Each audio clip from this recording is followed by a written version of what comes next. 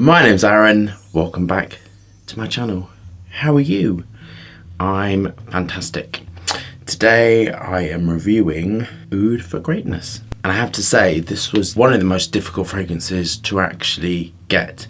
And I tried getting it back in June, directly from the company, and for some reason it didn't come. Then I tried another company and then it didn't come to me.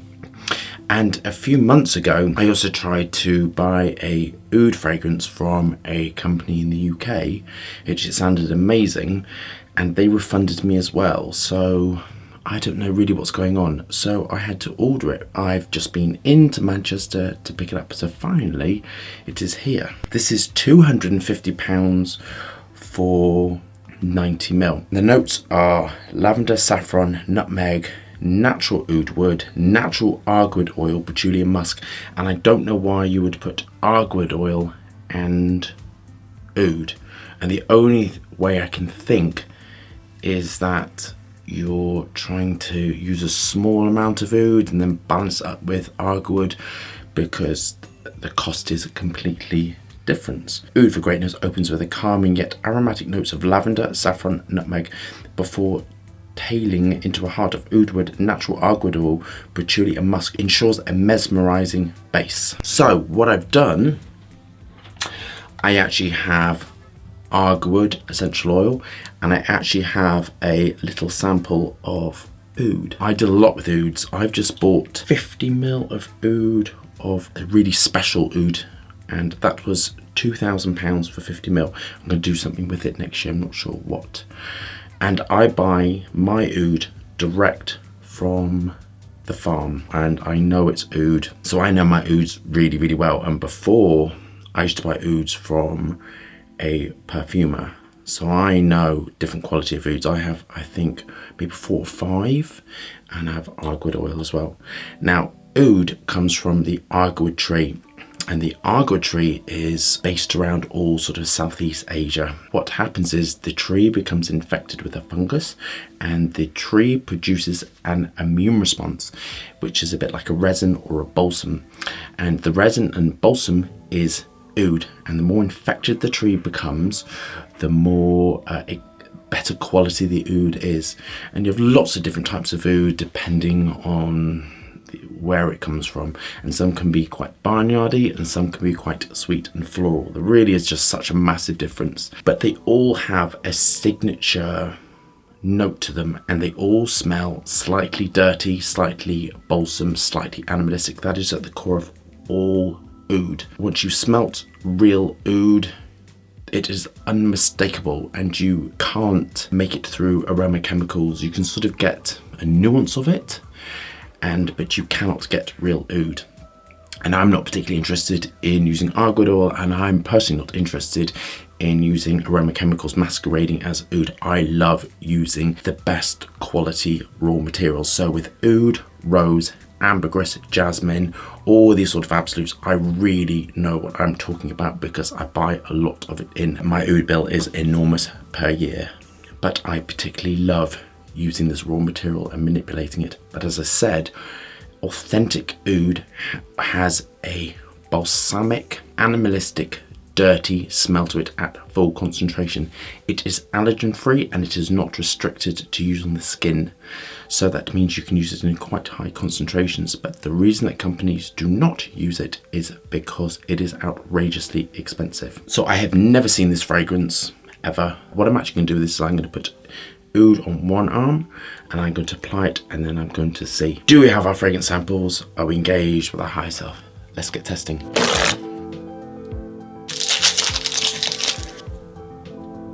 I know nothing about this company. When I step into reviews, I don't research them at all, actually, because I want my mind to be very, very clear, and I want to make my own mind up and use my own experience over the last 23 years to have my own point of view. So here we go.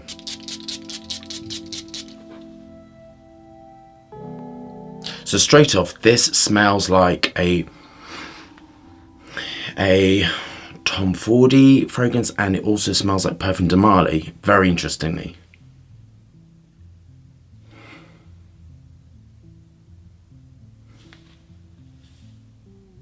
Okay, so I understand why this is so popular, because it is a Western interpretation upon using very difficult raw materials.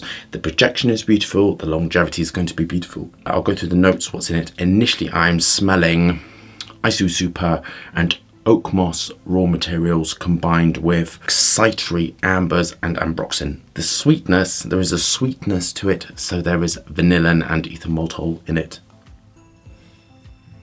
If you are ever unsure, what I always try to encourage all of you to do out there is to start smelling single raw materials and really educate yourself, because I want all of my unicorn family to be highly educated in the art of perfumery. This is why you subscribe to me.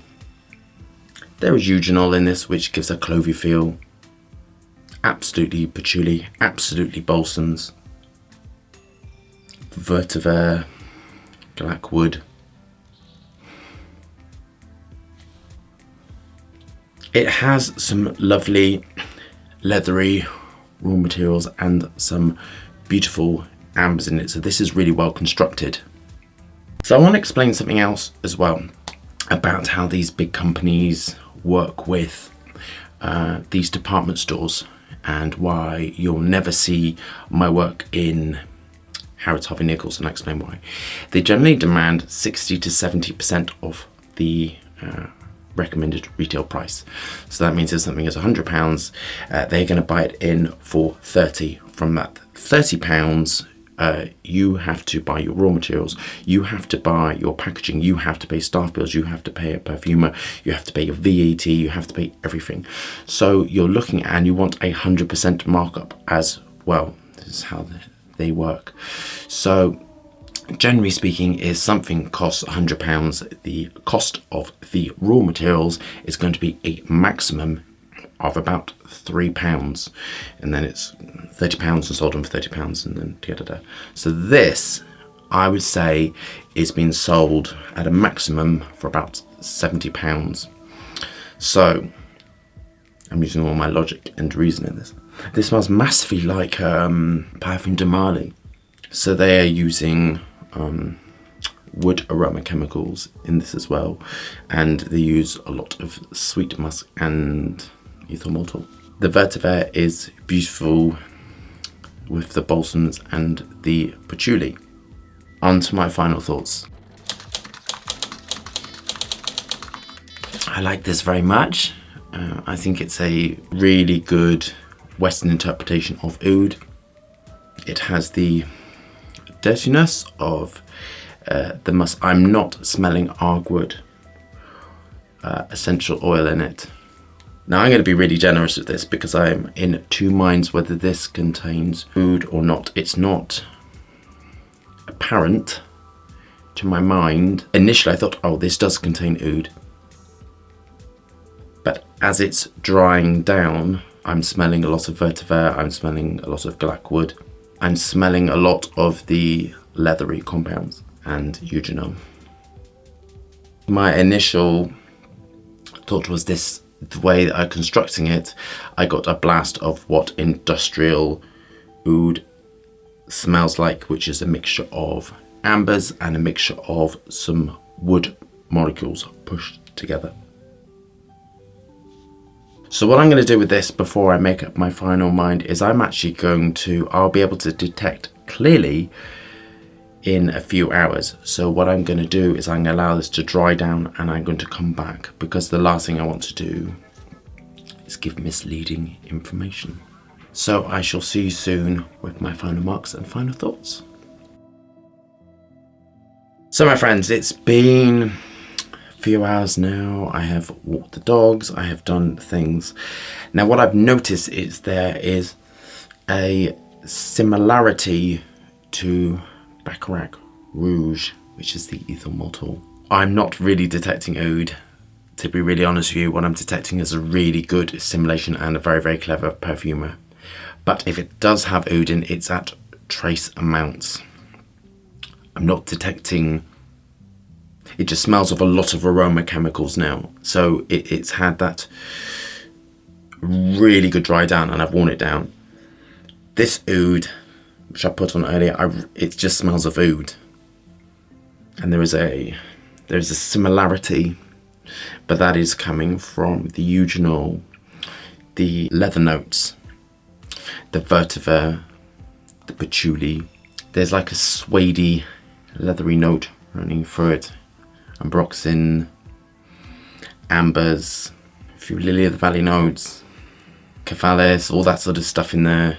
I'm not really detecting oud, to be real honest with you. Please, if you can, try and get 0.5 ml of oud, because you need to train yourself, because you can really tell. This will last till tomorrow. There's a lovely smokiness to it, lovely woodiness to it. If it does have oud in it, it's at quite trace amounts, so it would, I would think, be at 0.001%. That's just sort of how I feel. I do like it, but it's not blowing my head off my shoulders. It's not making me feel tingly. It's not particularly, and that's the thing actually I've noticed, I'm not tingling at all. And ouds make me tingle, and oud and rose, all that stuff blows my head off my shoulders, and it's makes me sort of feel, it makes me feel something, and I'm not feeling anything. I'm not connecting to this. It's been about 12 hours since I did the review. It's about 11 o'clock at night. I've had a chance to really give this a good dry down and come up with my final thoughts. In the dry down, it's very, very interesting what happens. It smells quite similar to Kuros after about 5, 6, 7, 8 hours. And on the 12th hour, this doesn't contain any oud, but I think this is the best assimilation of aroma chemicals and essential oils masquerading as oud I've ever smelt. On the initial application, I really didn't know. I was really tricked, and that's why I wanted to give it a really long dry down. The oud which I applied to my left hand still smells of oud, still very stable. It has this like earthy quality, it has this like dirty quality, it has balsamic, slightly vanilla, definitely woody. Just very, very beautiful. This smells undoubtedly of aroma chemicals now. And what I'm smelling is an assimilation of ambers, woods, linalols, sort of lineal acetates. The patchouli's left over, some balsams is what's left over.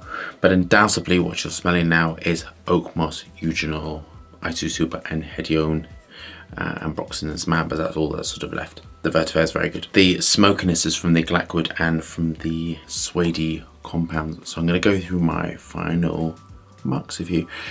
I think this technically is one of the best aroma chemical assimilations I've ever smelled, actually, for masquerading as natural. So if I could go higher than 4, I absolutely would, because I think the technical ability in this is probably the finest I've ever smelled, and to trick me with an oud I think is really phenomenal. And as I said, it's taken between 8 and 12 hours for me to detect that it really doesn't have oud in it, but it undoubtedly smells quite curiously. So technically I think it's overall, I think it's absolutely phenomenal. I think the perfumer was gifted, talented and quite brilliant. The price, it smells very expensive. It is a very long lasting. It's an excellent, phenomenal fragrance, but I do think it's overpriced simply because of the raw materials chosen. I'm going to give it a 1 out of 2. I personally think this would be fantastic at about 150, 160 pounds. I think that's where it should sit. But the marketing, interestingly, this has pushed it higher in price to masquerade it as oud. Do I like it? I think this is phenomenal. Actually, I can understand why it's massively popular, and I'm in awe of the Perfumer actually, and I think it is really, really phenomenal, excellent perfumery, but as I said, it's overpriced. So I'm going to mark it at 8 out of 10. Excellent, long-lasting, brilliant, modern perfumery. Nearly tricked a perfumer who's obsessed about oud, but not quite. There we go, my friends. I hope you loved that review, and thumbs up and subscribe for more fascinating, interesting content. Lots and lots of moving hands, and lots and lots of reviews. And I shall see you soon for the next one.